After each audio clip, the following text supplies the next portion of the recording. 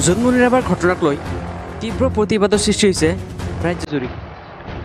তাৰ মাজতেই CIDয়ে আটক কৰিছে জোনমণি ৰাভাৰ ৰহস্যজনক ঘটনাৰ লগত জড়িত থকা এজন ব্যক্তিক, যিয়ে নেকি নিজকে জোনমণি ৰাভাৰ ড্ৰাইভাৰ বুলি পৰিচয় দিছিল। এইজনে হৈছে ৰিয়াজুৰ ৰহমান, যিয়ে নেকি জোনমণি ৰাভাৰ ড্ৰাইভাৰ বুলি পৰিচয় দিছিল। উল্লেখনীয় যে নিজকে ড্ৰাইভাৰ বুলি পৰিচয় দিয়া ব্যক্তিজনৰ লগত ঘনিষ্ঠ সম্পৰ্ক আছে হাছিনা বেগমৰ। পুনৰবাৰ জনাইছো এটা বিগ ব্ৰেকিং নিউজ। জোনমণি ৰাভাৰ মৃত্যুৰ ঘটনাত পুনৰ এজনক গ্ৰেপ্তাৰ। CIDৰ জালত অভিযুক্ত ৰিয়াজুল ইছলাম। উল্লেখ্য যে হাছিনা বেগমেৰে সম্পৰ্ক আছিল ৰিয়াজুলৰ।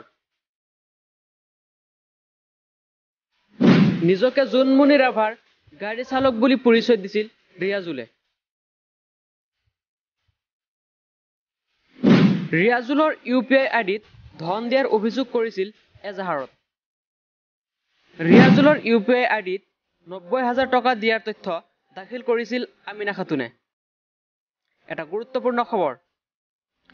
ইটোৰ পিছত সিটো জালত পৰিছে CIDৰ।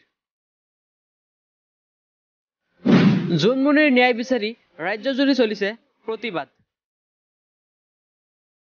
জোনমণি ৰাভাৰ মৃত্যুৰ ঘটনাত জড়িত পুনৰ এজনক গ্ৰেপ্তাৰ। CIDৰ জালত ৰিয়াজুল ইছলাম। ৰাজ্যজুৰি চলি আছে জোনমণি ৰাভাৰ ৰহস্যজনকভাৱে হোৱা দুৰ্ঘটনাক লৈ তীব্ৰ প্ৰতিবাদ। বিভিন্ন দল সংগঠনে নামি পৰিছে ৰাজপথত।